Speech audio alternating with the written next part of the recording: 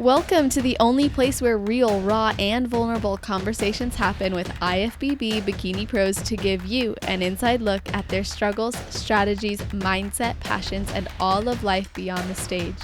This podcast is made to inspire, motivate, and remind competitors and the average gym goer that even the most extreme lifestyles and elite athletes have their ups and downs.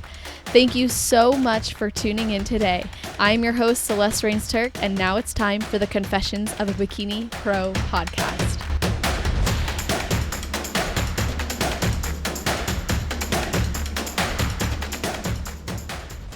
All right, today we are speaking with a competition and lifestyle coach who has a love for all things holistic nutrition, health, yoga, and competing. She fell in love with bodybuilding and became a pro at Universe in 2016, which has since opened many doors for her as she has developed a healthy, sustainable lifestyle with the right mindset and proper habits. She's originally from Puerto Rico, but currently lives in Texas and has a bachelor's degree in communication studies and a concentration in nonverbal interpersonal studies. She has big goals in the IFBB Pro League and with her other passions in writing and painting. So I'm really excited to introduce Mia Sanchez. How are you doing?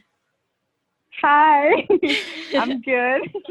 Good. I'm so happy you're here. And before we get into all the stuff I've got planned, I got to ask if there's something you do or a ritual you have, or maybe something you think about right before your heel hits the stage. First off, I'm in line with no heels because my legs tend to swell up. Really? Yes, I don't. I have plantar fasciitis, so it really I wore heels for a long period of my life, working and standing for a long periods of time. So I tried to just put my heels on and remember what I practiced. I am very. I get so excited that I go out there and forget what I'm doing. I've done it multiple times, even in the pro stage. I just get very nervous. So I guess that would be my ritual, putting my heels on and, staying present in the moment. Love that. That's awesome. You get so excited you can't even wait to get on stage, and then you're like, oh my gosh, wait, I need to go back to the things that I practice. Is there anything you do specifically to help you remember, get into that state of mind? Well, actually, my last few shows I did just being more present because so I have a background in dance, and we did a lot of improv. So if not most of all my shows, I've never have had a specific routine. Wow. So I would go out there, and I've posed so many times in front of the mirror that I would know what would look good on me, and I would just do what my mind and my body felt like doing. Oh my gosh, that's crazy. Yeah, so a lot of the times, my biggest feedback and my most consistent feedback has always been coming in too hard and my overall presentation, because my presentation changes so much. And my body has changed so much from show to show over time that they just want to see a more consistent look, besides being a little bit more with coming in with rounded shoulders and less hard, less striations, less veins. Oh my gosh, I know in your, I think it was in your last show or maybe the first show of your last season, I was like, holy crap, you were super conditioned. I was like that. I mean, it was impressive. Yes, it's it's so impressive, and I love that look. I love the way I look when I look like that. I feel really good. It's just the level of athleticism I've dreamed of, and I've never been able to have before. I grew up overweight, and I grew up not being in any kind of sports or having no kind of diet. And so bodybuilding really opened my eyes to everything that I could achieve aesthetically, right? And so I love that look. I know that that's not a bikini look. Very aware. and I've struggled with that. Yeah. But I'm hopefully here in 2021, I can bring a look that is more appealing for the judges, as well as my presentation to be more consistent. Totally. So I'm super excited about that. Yeah, that's awesome. I'm really looking forward to asking you more about your bodybuilding journey too. But now I'm really curious, like when you get to that level of conditioning, are you doing, because you said you like the athleticism of it, so are you doing lots of cardio? Are you doing lots of HIIT? Like what's your approach to getting that level of conditioning? Or maybe it's in the diet. I think it's a little bit of both. So I definitely, I don't know what it is to bodybuild and eat meat because I've been a pescatarian for many years. So when I turned 13, I'm 33 right now, I started eating fish and chicken only, and I have dropped red meat. I actually started following a diet from Cosmopolitan magazine, okay?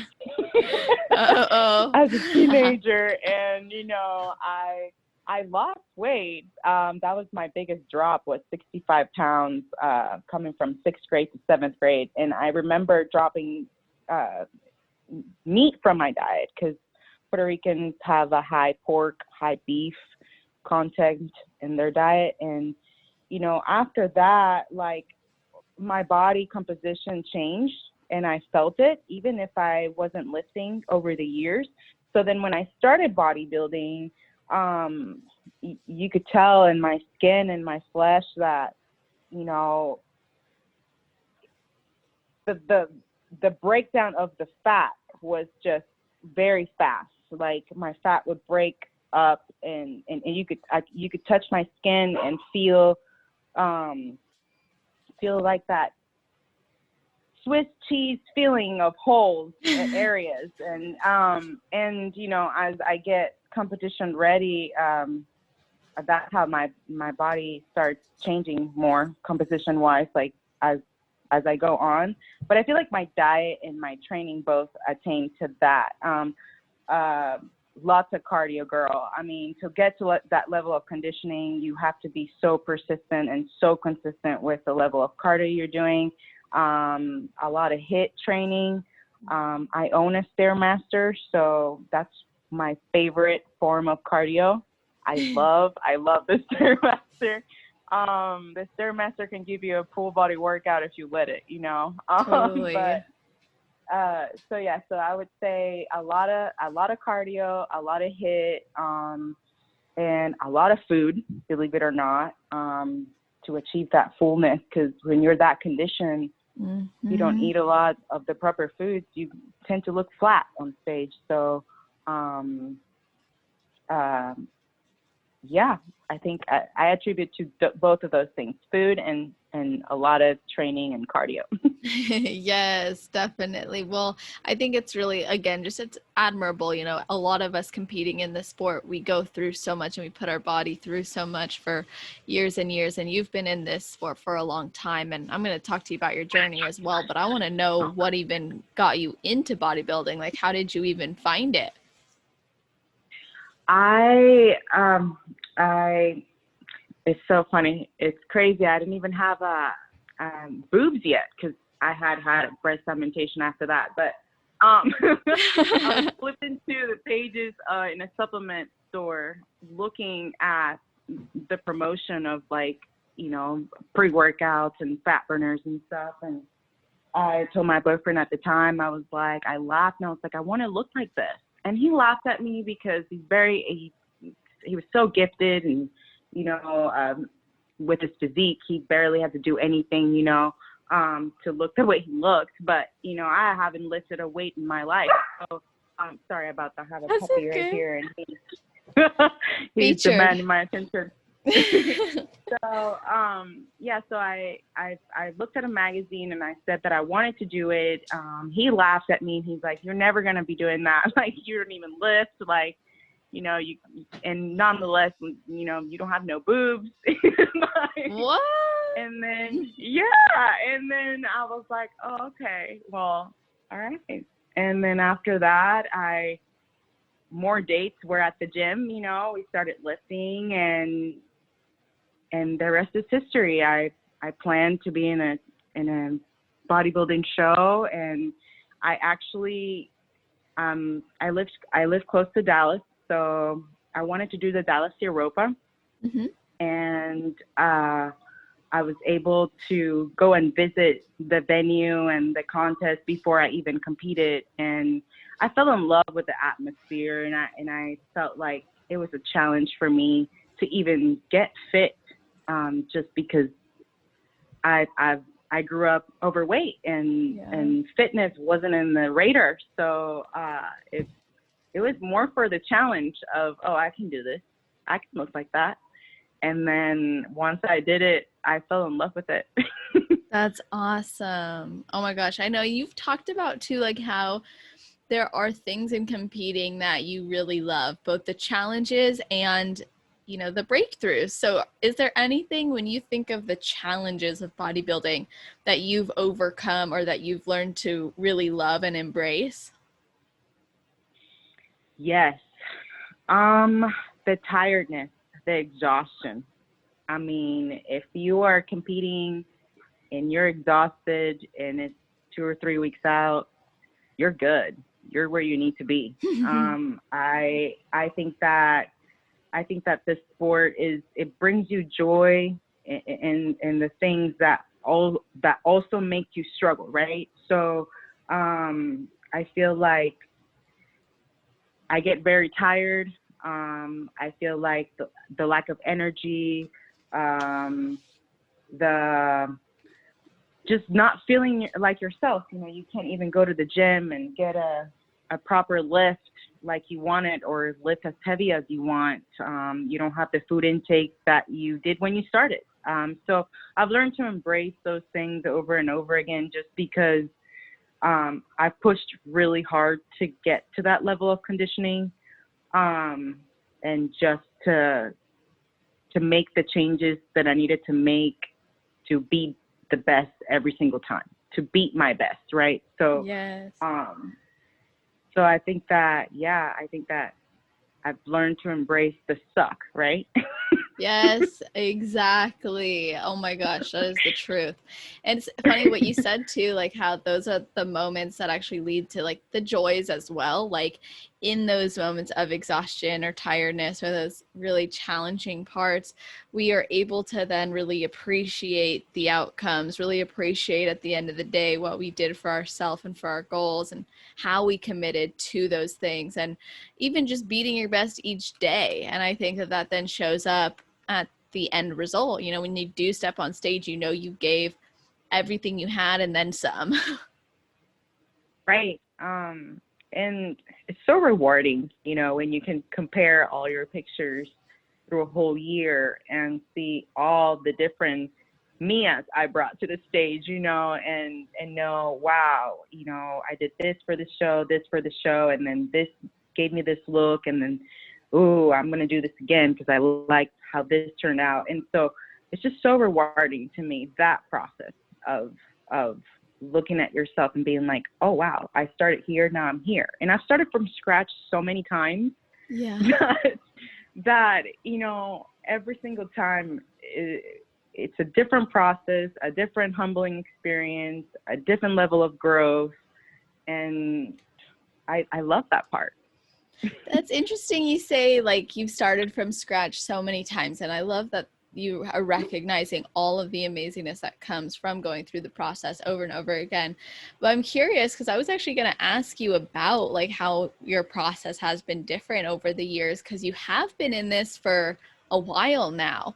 So what are some of the different approaches you've taken? And then when you say you've had to start from the top again, like what does that mean for you? Well,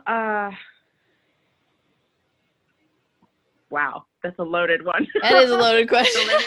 So let me break it down. So when I say starting from scratch, anything from oh, you gained 40 pounds because you didn't do a reverse diet right, or you changed coaches and you took time off because you had surgery or a family emergency or a death or something happened in your life. And so for me, when I got my breast augmentation before I even started competing, I had issues with the healing of my breast. And I was very noted that I was going to have to go under the knife multiple times to fix it. And I didn't want to do it all of it at once.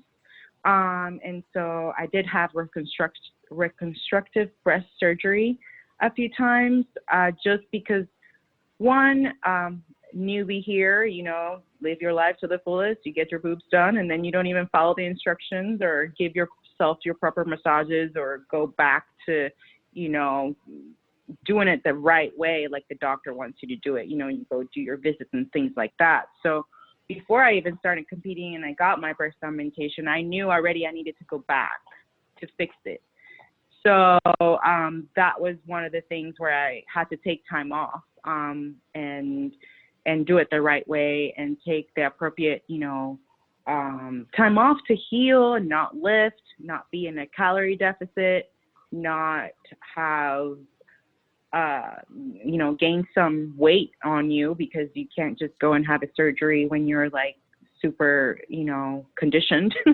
So, all those things have made me start from scratch. I've had multiple deaths in my family members and loved ones throughout all these years that have made me stop my career, so to say, or what I'm doing, and mentally focus on those things. I've always struggled with mental health. I'm a huge advocate for mental health. I think that,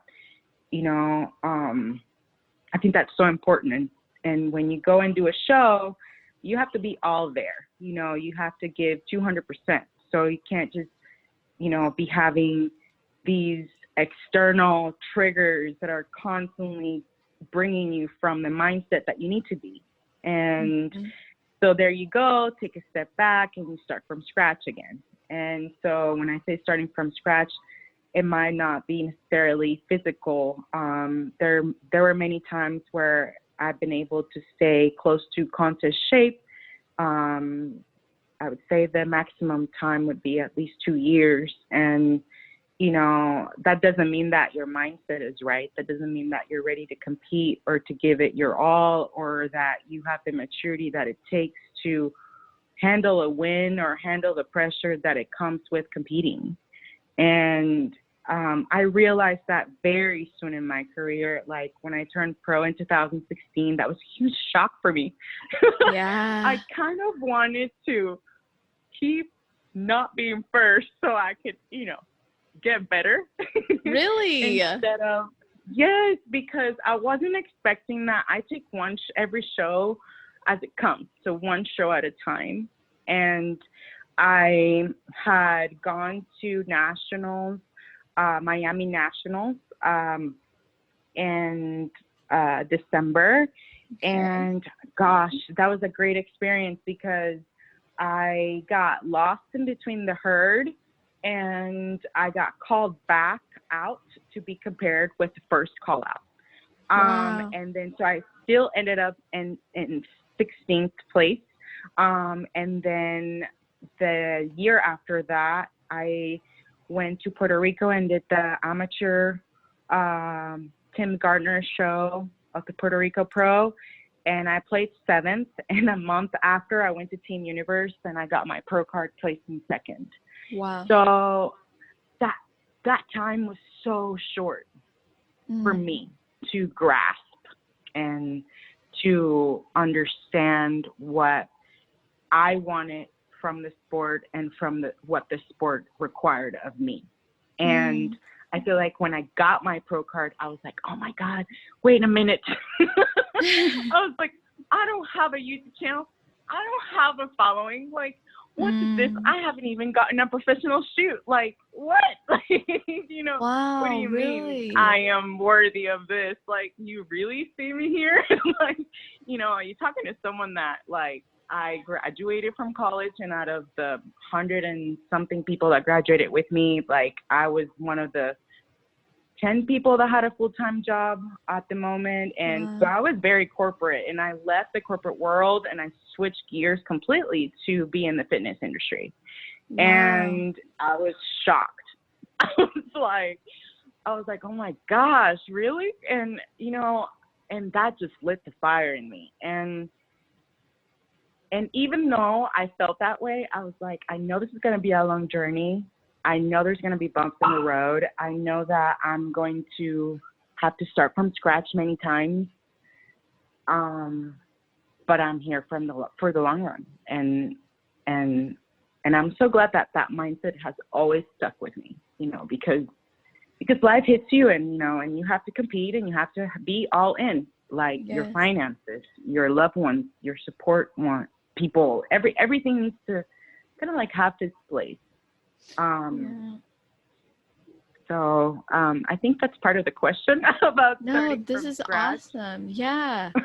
I love that you just shared all that, because that's so real for people, and it's so important to understand that as a competitor, because in your journey you kind of had this, you were going on a run with shows, you were performing really well, you were getting, you know, you're doing well, and then you felt almost like that pro card hit you really fast. You know, you went from the amateur league to the pro league, and maybe you felt like, oh, how I really deserve this? And you mentioned the social media aspect, which I thought was really interesting, and how you immediately went to like, I don't have that presence. So can you expand a little bit on that social media comparison or like expectation you were placing on yourself? Oh yeah. So I started my Instagram account literally the morning of my first breast augmentation. It was intended for me to follow my progress with that. I didn't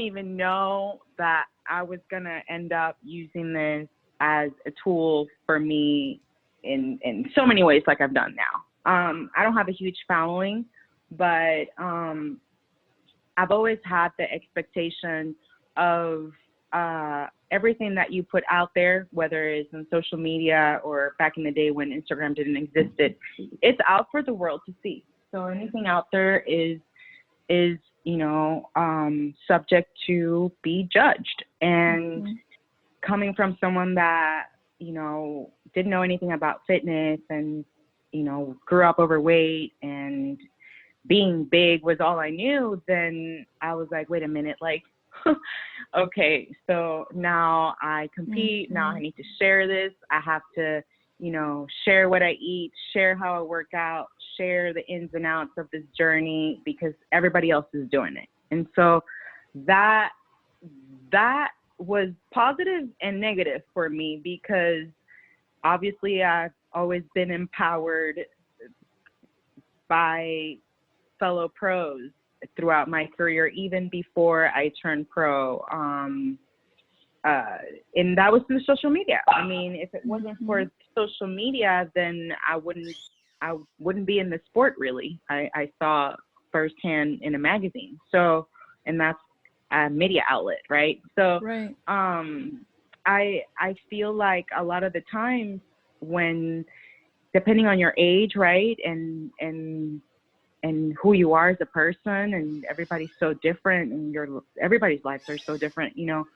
You might be an amateur and you might be competing in nationals or at the USA's for the first time, or at the junior USA's, you know, and you go, and then that's your second show ever, and you turn pro, and then you have 2,000 followers, or maybe 400, you know, and then you're like, wait a minute, like, I need to fit this standard. And that is what a lot of the perception is. And whether you talk about it or not, whether people share about it or not, when you want to represent a league like the ISBB, like, you want to be like the big guys, right? Like the ones that inspire you, because you want to be like them. You want to learn from them. You want to be empowering and motivating, inspirational like them. And that made me, that assumption is not real. You know, at first I felt that way. I felt that the pressure was on to leave the normal routine of my life and devote myself to create content and look for a following and get sponsors and things like that. And don't get me wrong, that's great. And if you have the time, the outlet, the financial freedom to do so, that is great. That is a great tool to monetize, to grow your business, to excel. I mean, I have great things to say about social media, but that's also a great tool to bring you down. A great tool to remind you where you at compared to someone else. And so, and that is, that should not be something that someone allows themselves to feel. But at the same time, if you acknowledge it, I feel like you get over it, right? Yeah. You acknowledge it and you move on, and you realize that your time is your time, and you know, whoever's going to support you and follow you will always be there, and whoever's going to, you know, admire you and share and comment and like is hopefully genuine, right? And you want to think positive. You want to think that this is an experience that is going to be positive all around, because if you get into all the analytics and all the things, and then, you know, that's the thief of joy, right? Being compared to someone that you think that is better than you. And the thing is, like, no one is better than you. You are you. Yeah. There is no one with your blueprint, right? So I feel like over the years, that pressure, I let it go very quickly. Actually, my coach at the time, he was always very raw and very real. And he would tell me, like, no, what matters is you put in the work here and you going to the show and then having those seconds to be in front of the judges, and that's what matters. You know. Yes. Exactly. And it's interesting that you bring up that social pressure was coming from like a negative place. Like, I expect that because I have this title now, I have to do this. But similarly, you know, if you're the type of person who has a life outside of competing and other passions, and maybe sharing, you know, your workouts and nutrition isn't the first thing you want to do every day, or updating on your journey, but that feels like an obligation, then it's like, well, what are you really doing it for? There's so many people out there who are also not wanting to make social media like a full-time job just because of competing. They really just want competing to be an outlet for them.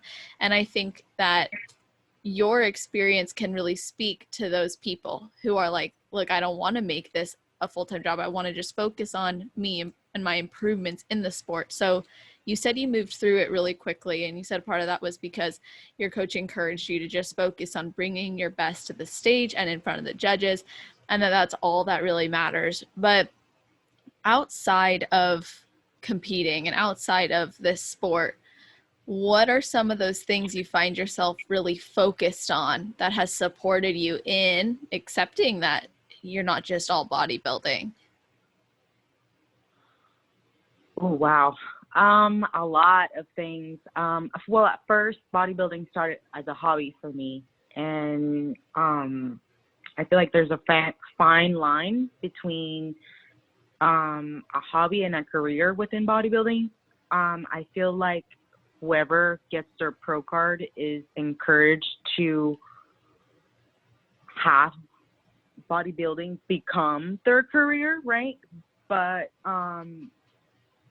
that encouragement not necessarily need to be, you know, focused on a career per se. It can also be a hobby, and you can be working at a full-time job at a desk, no big deal, and be as fulfilled and happy having it as a hobby. So I quickly realized that I am really good also at other things in life, like writing, like painting, like being a friend, supporting those who love me. There's so many other things that can help you break out of that mold and out of that that pressure of having it to be so obsessive. It's great to have a goal, and it's great to aspire. You know, I want to be in the Olympic stage one day. I want to be invited at the Arnold one day. Heck, I would want to win a show and be first place one day, because Yes. I got my pro card at second place, right? So I've never won an overall. So those goals can also be there, as well as, you know, and that could be a hobby, or that could be a career, as well as simply you reading a book at home and having that part of your routine. Or you not necessarily have to be good at that hobby. You know, I feel like hobbies are challenging when you're not good at them. Mm-hmm. And you get to teach yourself, right? How empowering is that you get to teach yourself how to do something that you did not know how to do before. Mm-hmm. So that in itself has always brought me back down, and I've always been able to come back and look at myself and know, okay, Mia, there's time for competing, and you're gonna do this, and we're gonna do this 6 or 5 shows in a row, and then, you know, we got to get our finances together back, and then we got to sit and chill and get some feedback and work with what we have. And I think that's how slowly I've been able to transition into getting bodybuilding into a career versus just being a hobby. Right. And when you say career, you're referring to like the coaching that you're doing, right? Yeah, coaching, lifestyle coaching, prep coaching, being a posing coach. A lot of the times I have some clients that are just goal coaching. Mm-hmm. So they're not even dieting or doing any kind of exercise per se.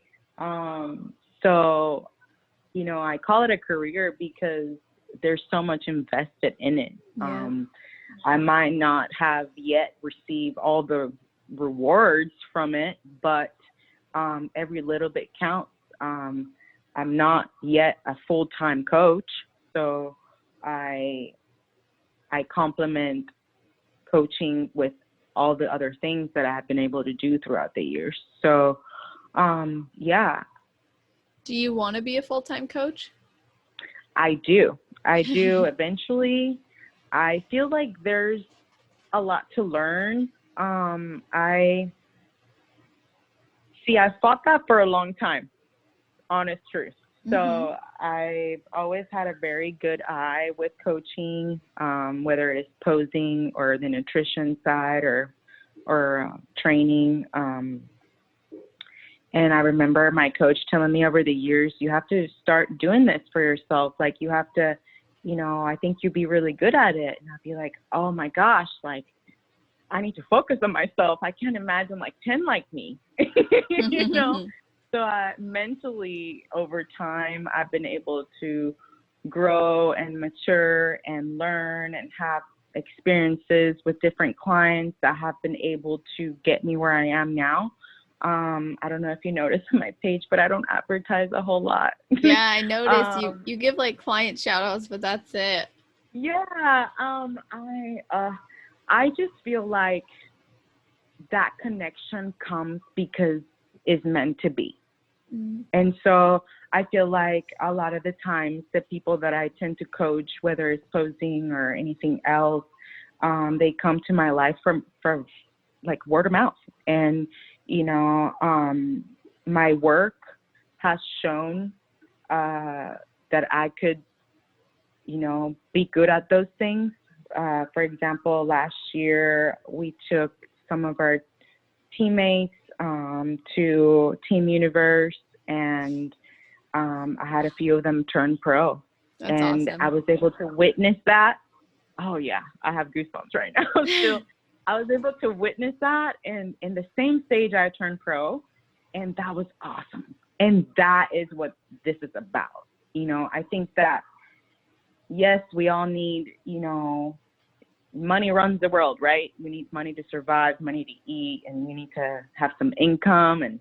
But I think that what I'm most passionate about is the work of it and how it shows through my clients, and that's how I've been able to do it slowly, right?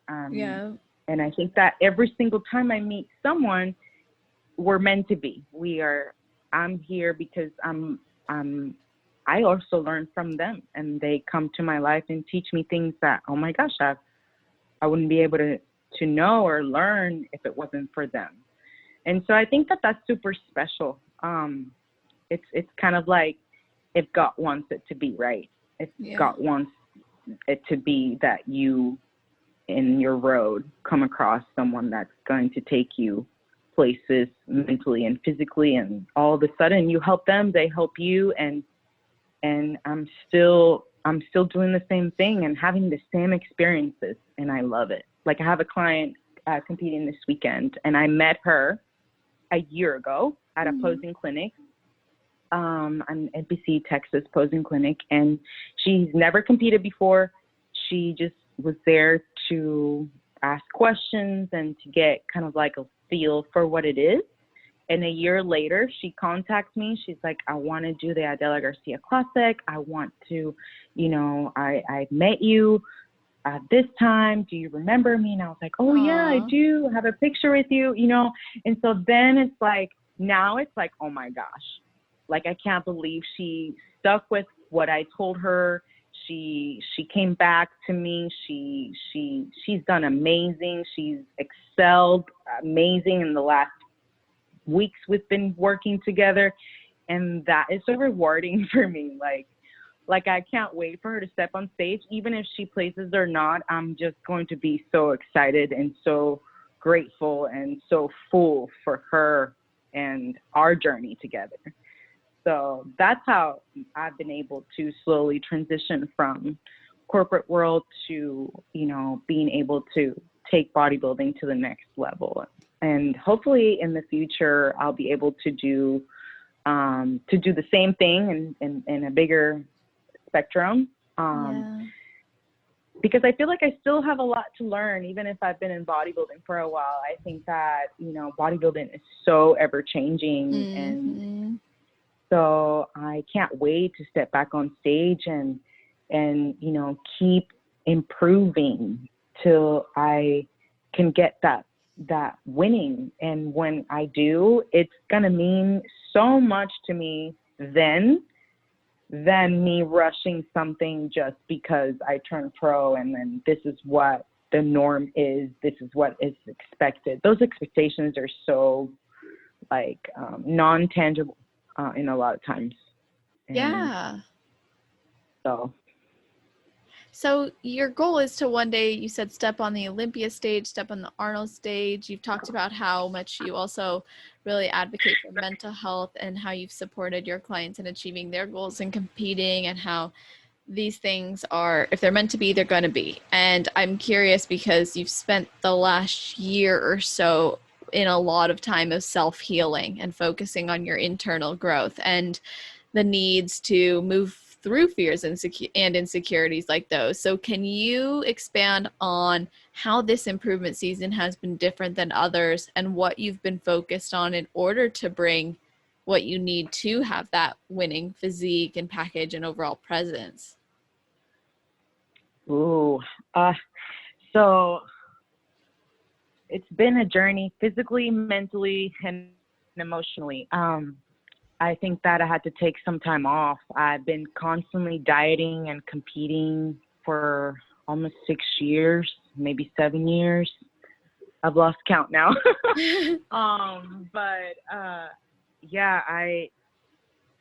My coach passed away last year. And so after that, a lot of things crumbled down for me. And I needed time to step away and to realize what I wanted out of life and out of myself and out of my career. And if that doubt came into my mind, well, am I supposed to be doing this anymore? Is this going to be fruitful for me? Can I still do this without him? Can I hire another coach and be comfortable?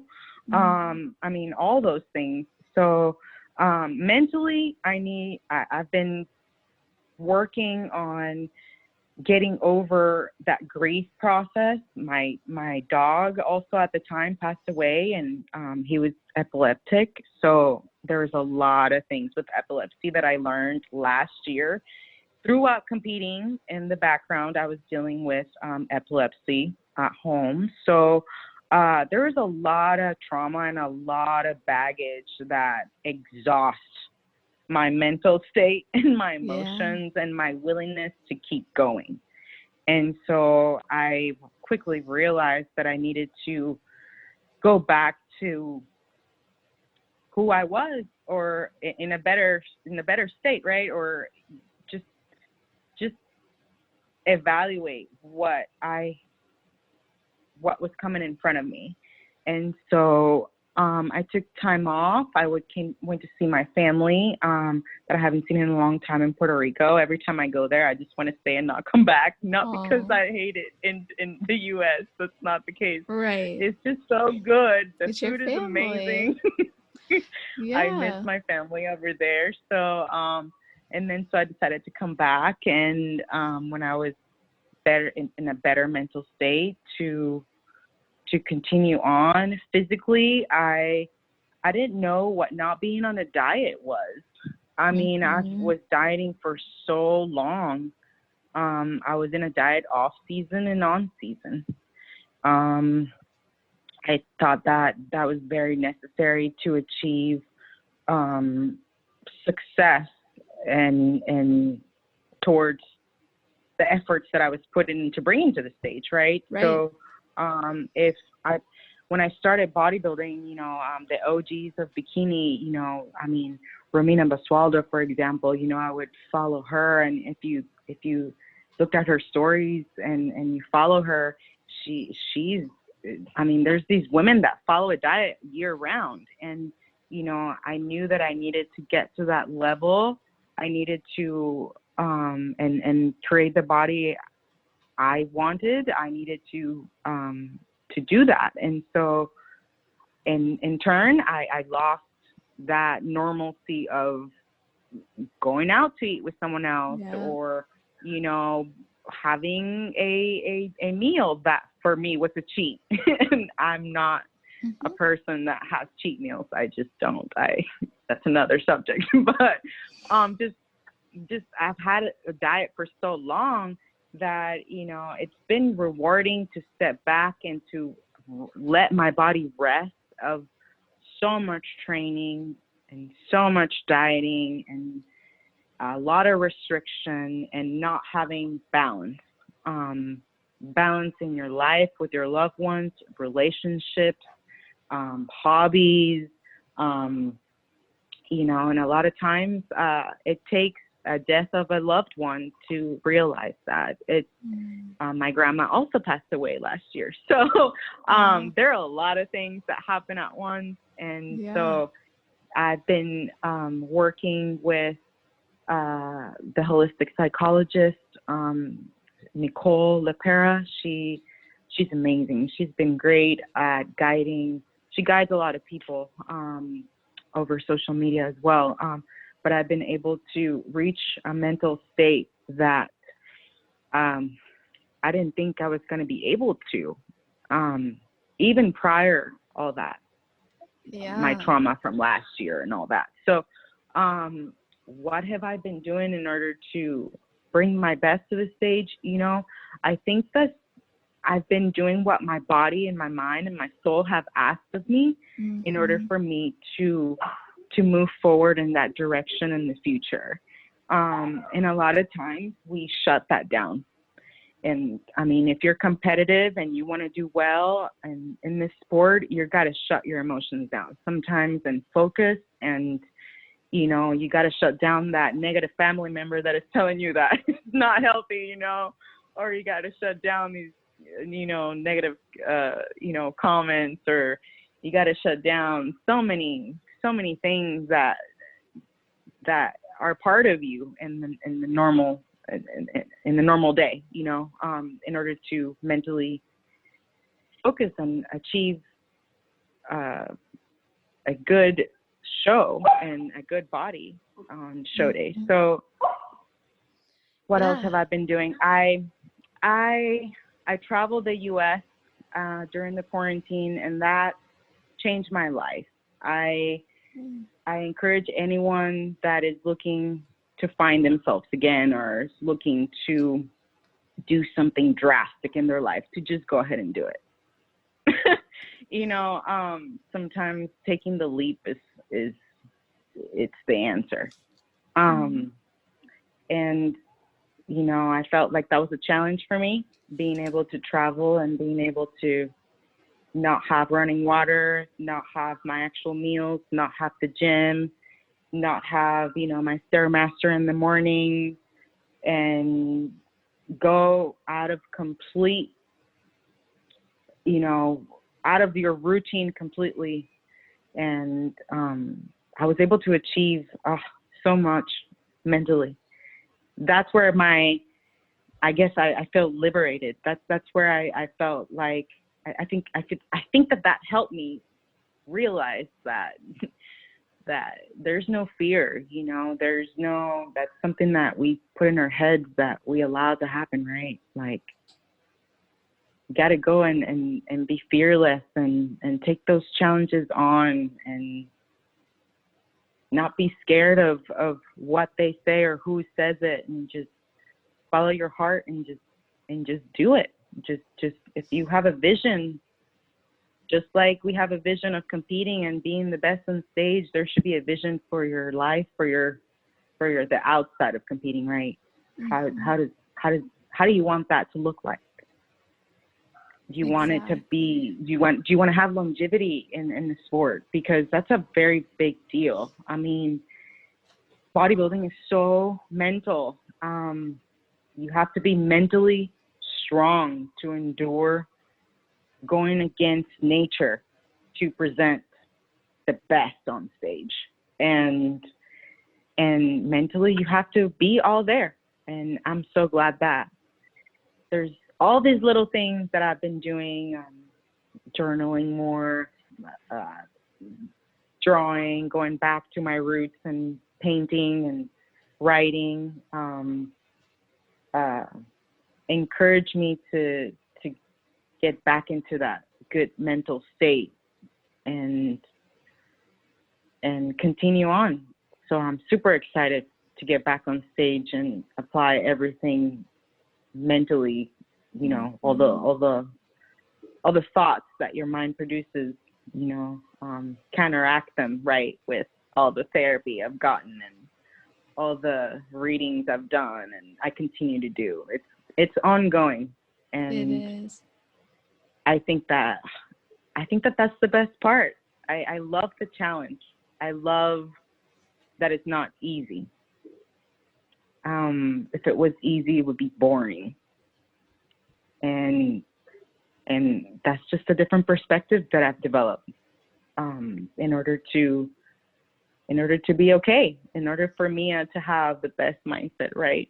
So, Exactly. And you have to you do know, and find like what's actually going to be best for you. So you've taken the time to really step back and reconnect with yourself. And something I always encourage with my clients is like, don't get back on this track that was broken, right? If that track led you to have to go and find something, have to go and find yourself or rediscover a new way, or left you burnt out, it clearly wasn't the right track. And it sounds like you're really finding a new way to apply what you've learned and taken from this time off and this time in exploration and other types of challenges, right? Like you said, stepping away from the comfort of the norm that comes with this lifestyle. And in all honesty, it's like coming out of autopilot mode and asking yourself, what do I really want? What do I really need? So, how are you going to continue the mental progress you've made? Like, are there certain activities you're going to continue to do each day, or things you're going to pay attention to differently in your body that you didn't before? Like, what's your intention when it does come time to get ready again? yes, there's a few things that I must not let go of, no matter how busy I get, and it's recovery. Mm. Recovery is so important, and recovery is very different for everyone. I thought that for me, a day off would be okay. You know, maybe 2 days off from the gym, maybe not in a row. Maybe I take a day off every 7 days, and it doesn't work like that for me. I like to have my days in a row, and sometimes it's more than 2 days. Sometimes it's 3 days off. And when you're pushing so hard at the gym and you are, you know, sticking to your diet and you've been doing this for a long time, you quickly realize how it's so important to sleep and, you know, give your body the rest it needs to keep doing it, right? So I'm very I'm noted for keep pushing and neglect that, you know, recovery time.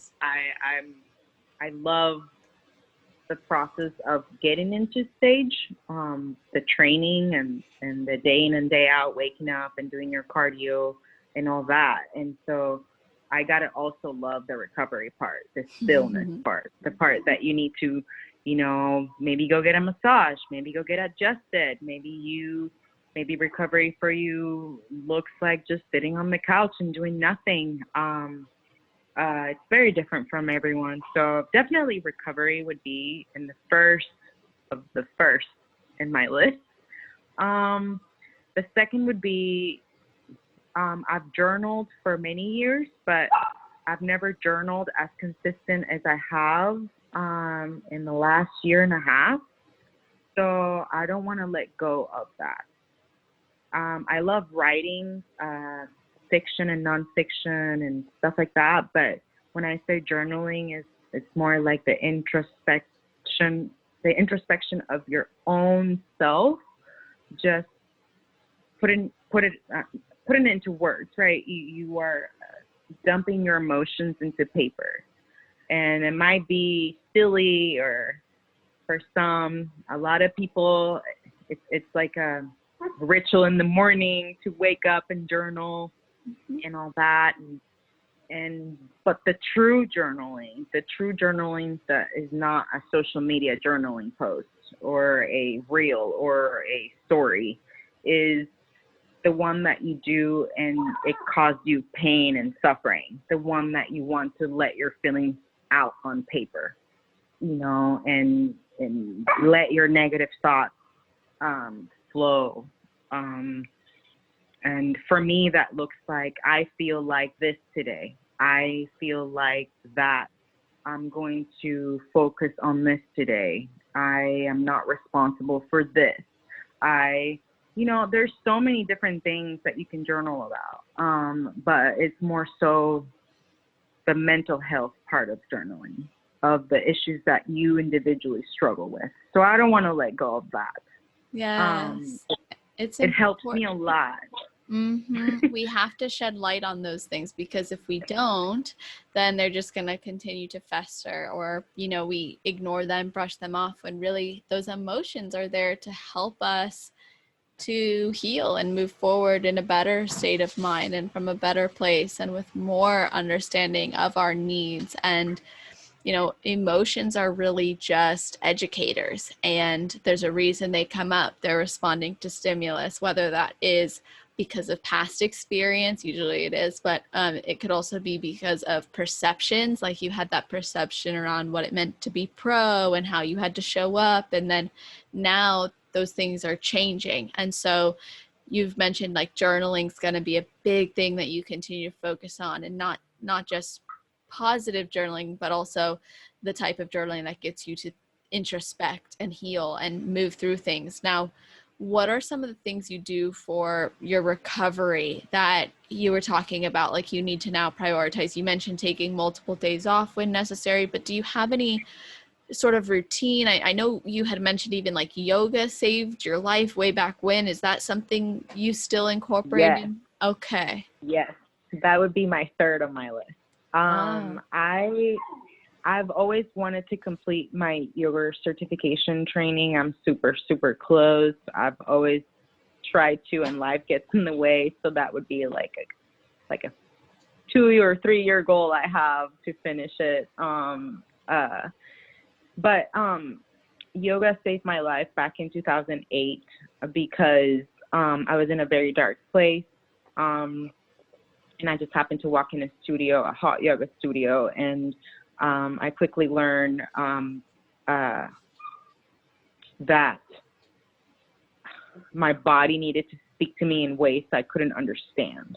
And so my yoga journey has been so empowering for me. I would consistently work out and consistently go through life, even before bodybuilding, trashing my body, not eating the proper foods,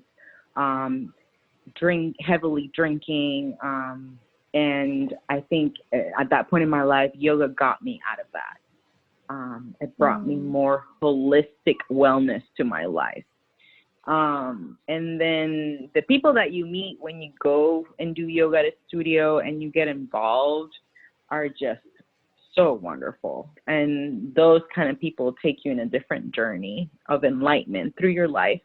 And in 2008, that is when I actually picked up my first trace minerals supplement at that studio. So my sponsor and I have known each other or known about each other since before I even started bodybuilding.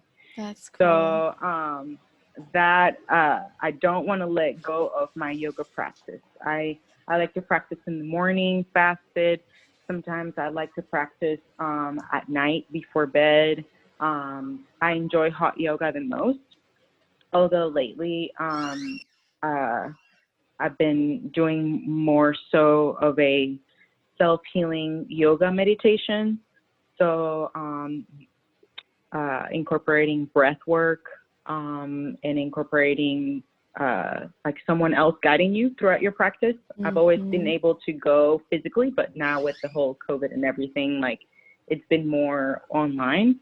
So yeah, having someone else guide your practice versus you being in charge of it is also very empowering. I'm not very advanced at yoga, so I'm not going to lie and say I'm doing all these inversions. I have neck injuries that I cannot do certain things, but it keeps me moving mentally and physically and spiritually. Yeah. So I feel like that would be the third in my list, not letting go of my practice, whether it's 15 minutes a day or every other day, but just having that outlet of just allowing your body to move the way it wants to move.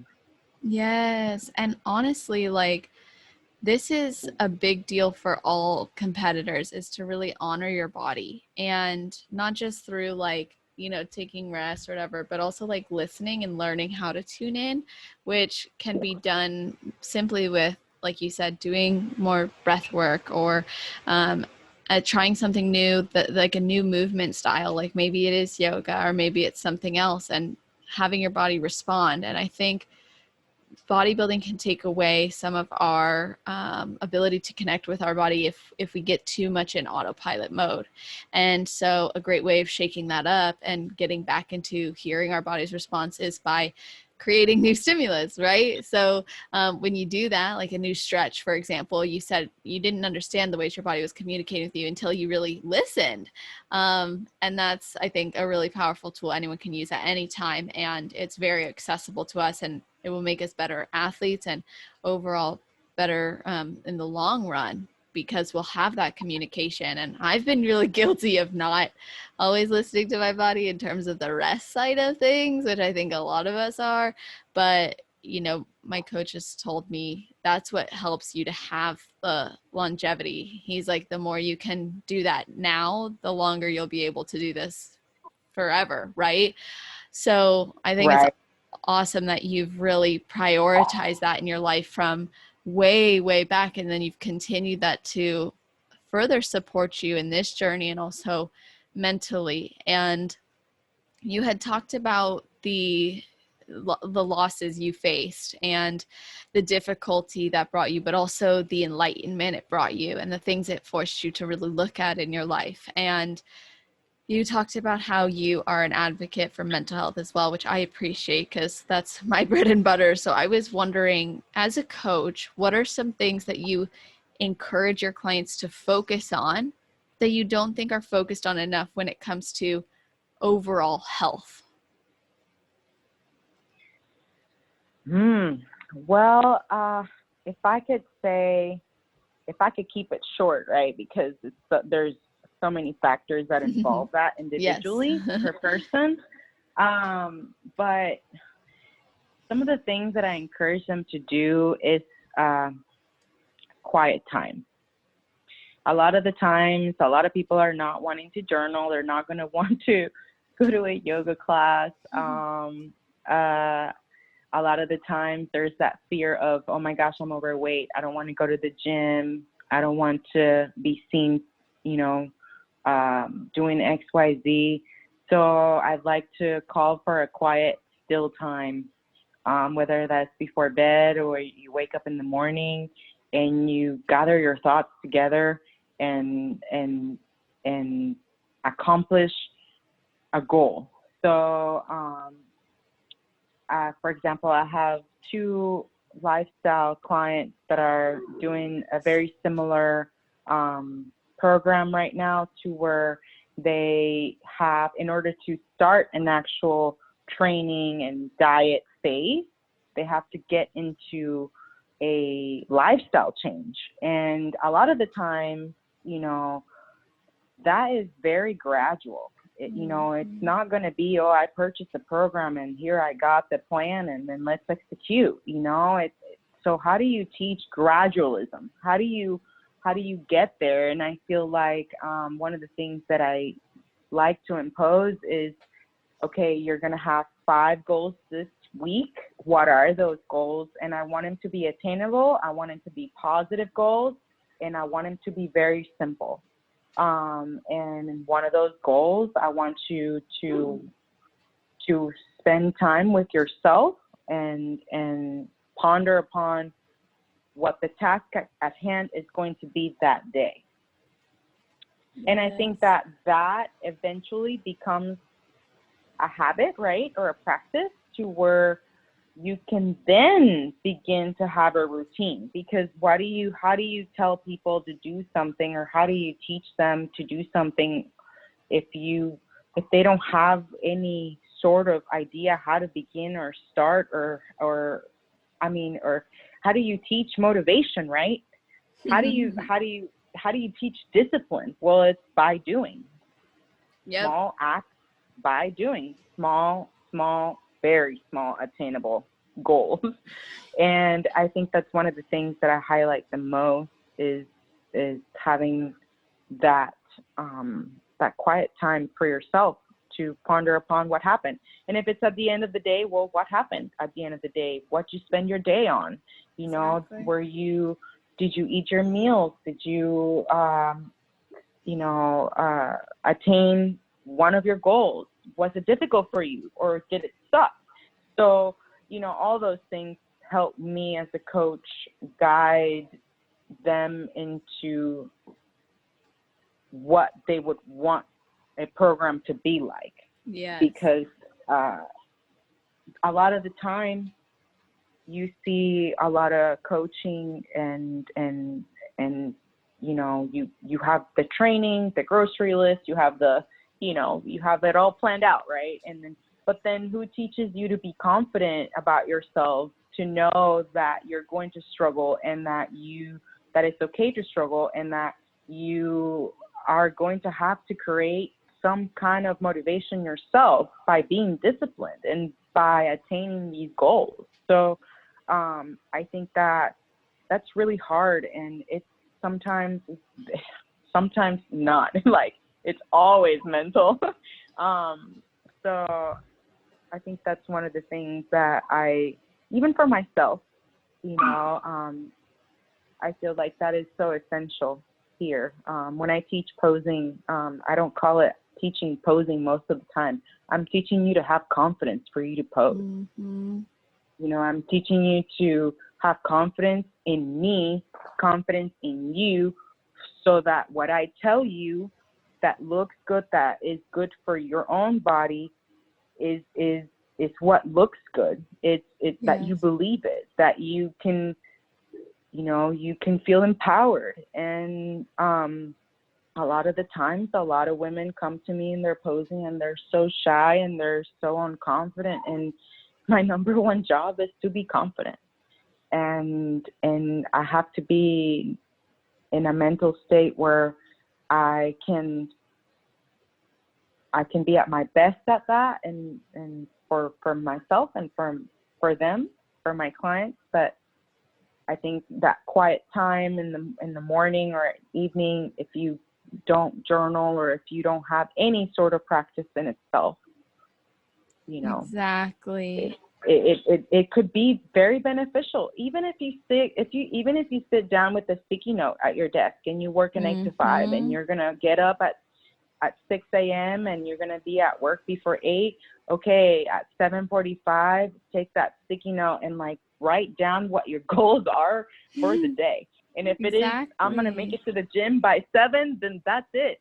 Or if I'm going to just be at home before 5 because I want to be with my family, then that's a goal. It does not have to do with fitness or losing weight or food. I feel like sometimes this progression of becoming fit starts with those little things at home with your family or with your loved ones or at work, because that discipline is created by doing, and you're gonna have to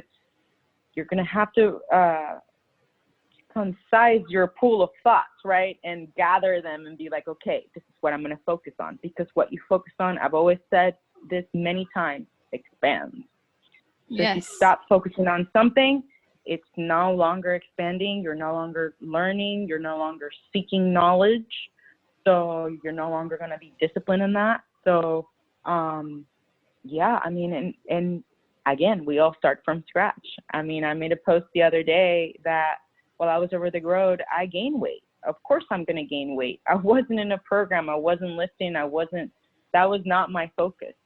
So, how did I lose the weight I just lost in 80 or 90 days? Well, I had to get my ducks in a row. And I had to write it down, and I had to prioritize, and I had to, allow myself to fail. And, it starts by that 5 minutes of quiet time where you can listen to yourself and say, what do I want for today? What do I want today to feel like? Exactly. It's a mindset, and it is a choice to shift into who you need to become in order to actually achieve the results you want. And like you said, what you focus on is what you are going to find more of. It's going to amplify. And the more that we focus on how we see ourselves or how we see the results we want to create, that's going to influence the way we actually go about creating them and feel when we do. And for anyone listening who's like, well, I don't really know where to start with the mindset work, I don't know how to even begin, I created an on-demand mindset coaching platform specifically for competitors to walk you guys through things related to body image, food relationship, goals, motivation, and discipline. We're talking a lot about discipline right now. That's going to guide you to exactly what you need to do based on a certain struggle you're having. So if you are looking for some support or guidance in that, it's just a monthly platform, and I'd love to invite you to check it out. It's on celestial.fit/on-demand, or just message me for the details on it. But it is so important, and I really appreciate, Mia, that you are expanding on the importance of this and what an influence it's had, not just in your day-to-day life, but also in going after the goals that you have and making it a priority. And I really wanted, making it a priority and not letting it stop you from, like, don't let not wanting to take 5 minutes or even 1 minute of writing down your one intention for the day to keep you from taking it to the next level. Of course, it's got to go a lot further than that, but if it's better to do one thing than nothing. And you're going to feel better about yourself. We all have time to look at the newspaper in the morning or listen to politics or social media.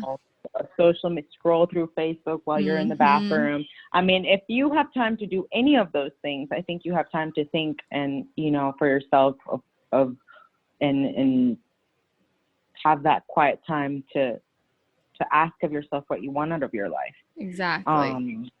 And whether it's fitness related or not. And that's going to help even more if it's fitness related, because fitness, bodybuilding, any sport is mental. There's mental toughness. If you want to be a champion, you have to have a strong mental ground to bounce those thoughts that are going to come at you left and right. Exactly. So, yeah. Love that. And I really appreciate you again just sharing all that and what you've been doing and how it's helped and supported you. It takes a lot of strength and vulnerability and comfort in that to share that with other people. And I think you're really going to inspire people with that, and knowing that it's okay to take a step back, reprioritize, and know that your goals are still there and now you can achieve them in a more fulfilling and empowered way. And you've given us so much incredible insight, and I so appreciate your time. And I really wanted you to also discuss one other thing before I ask you for your advice, which is, you had mentioned that before coming on this show, you had a little bit of like insecurity and fear around actually saying, yes, let's do this. And I wanted to know, like, what got you to finally say yes? Like, what was it that made you go, okay, now I can do it? You're going to laugh. Okay. So, you're talking to someone that, gets so unbelievably nervous.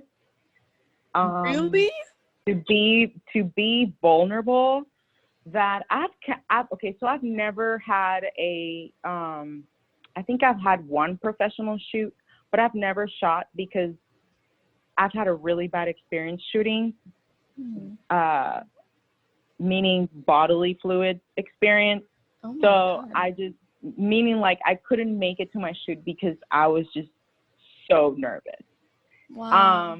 So I've dealt with social anxiety disorder since I was 13, maybe 12, 13. And that has been an issue for me and able to expand in so many ways. I have said no to other podcasts before. When I started bodybuilding, they had reached out to me about talking about mental awareness and mental illness, and I was just not ready to open up about any of that. And I feel like why now? Why not? That's, and that's the mentality I'm on right now. Love that. I appreciate myself being quiet, and I honored the time it took for me to feel okay with being interviewed or exposing myself out there, because it made me grow as a person. It made me, it showed me and it guided me to where I wanted to be and where I am right now in order for me to say yes. And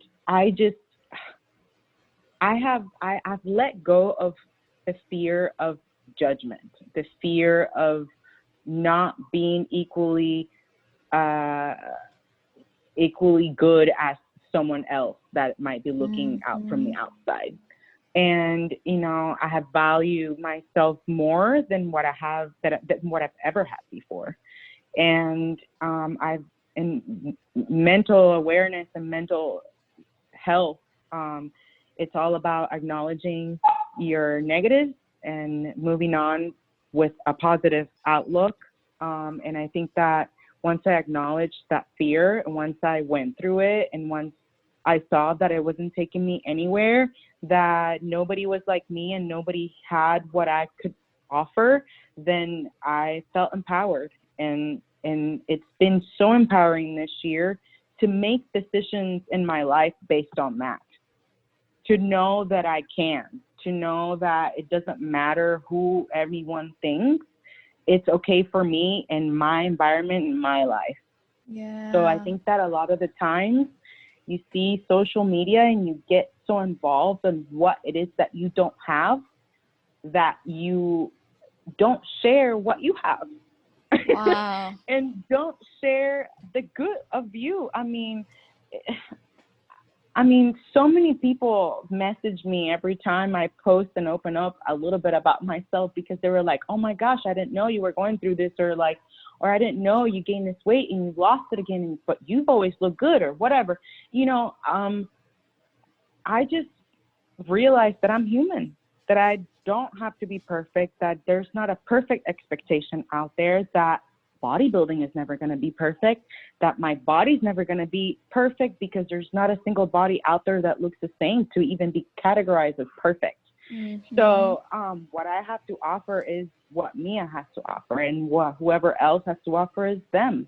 And Exactly. so that's why yes now, right? Yes. And I've always felt that way when I would pose my clients. They would, for example, they ask me, oh, is it okay if I pose to someone else? And I'm like, yes, you can. I want you to learn from whoever is willing to teach you what you need to learn.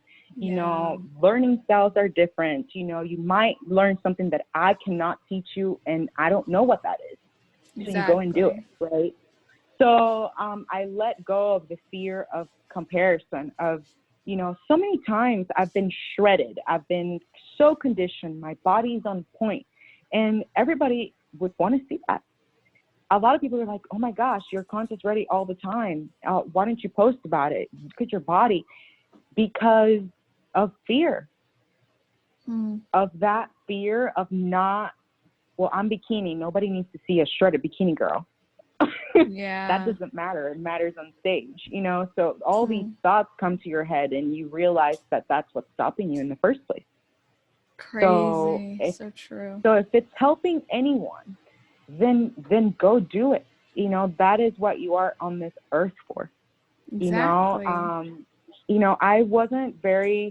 I've always been Christian, but I wasn't very connected with my spiritual side till the last few months more so, and I learned something super valuable. And I always felt like I needed to be busy to be doing something good. And that's not true. Nowhere in the Bible says you need to be busy. You need to be fruitful. Mm-hmm. And being fruitful, you don't need much to be fruitful. You don't need 100,000 followers to be fruitful. You don't need to have a photo shoot or an Instagram or a YouTube following to be fruitful. You can open your mouth and hug a person, or share your story, or, with no fear, because you're going to help that other person that is listening, that, it might be the last chance they have for them to feel good and not commit suicide, or for them to make that leap and, I'm going to do my first bikini competition, and so the process is not linear. It is curvy, hilly. It's going to be hard, and you're going to have losses, and that's why now is a good time. And because it's finally, I've finally gotten to that point. Good. To not fear, and to be like open about how I feel about myself, my surroundings, and what I can offer, and what I'm willing to receive too. Because when you have no fear and you share, and I think that you help someone else, it comes right back to you. You bump along the road with people that are willing to help you and to teach you things that you wouldn't know if you didn't share your story. Yep, that's right. That's very true. And I mean, even just everything you shared is incredible advice for people moving forward and to really consider. And do you have anything to add to that, if you were to give your best advice for a girl who's never competed before, and then maybe your best advice for someone on their road to pro? For someone that's never competed before, if I could give an advice, would be not only to enjoy the process, regardless of where your starting point is, but to trust that whatever it is that you bring on stage that first time, it will be your best. it is already your best, just by signing up and going through the motion and prepping. So I wouldn't want someone that is competing for the first time to put so much weight on their shoulders, thinking that, oh my God, this is it. If I don't get first place here, this is it. Right. I would want you to have a great experience. Enjoy show day. You know, you've made it here. That's the price, the hard work, you know, and then everything else, the cherry on top. Exactly. And for someone that's going to turn pro or in the lines of going to go and get their pro card, I have a girl here in December going for her pro card. I think this is going to be her second show ever. That's awesome. So I've learned a lot about that, about, you know, competitors that are very successful very quickly, like from one show to the next. Mm-hmm. If I have any advice for someone that is going to go for their pro card, is that it won't be the last time you'll be on stage with so many other champions other than yourself. Love that. So just realize that to get there takes as much as what it took for you to get there. Yeah. So if it's going to be that day and you're going to get your pro card, hooray. Like, that is the goal. You attained it. Come compete with the pros. But, you know, if not, then there's other chances of you being around the same amount of people with the same potential as you or more, for you to show what you bring and what you got. Yes. So try to not to, pardon my language, don't half-ass it. Mm-hmm. So if you're not mentally ready, then don't go do it. Yep. Because yes, you can take that very drastic and say, oh, the time is now. We don't know if we're going to be in quarantine or next year, what's going to happen. Yes, but also the time is now to acknowledge that you're not ready. And that's going to save you a lot of time. Right. In between, or mental trauma, or whatever you want to call it. You know, you have all the chances in the world to go and try to turn pro. So it's not just this one time.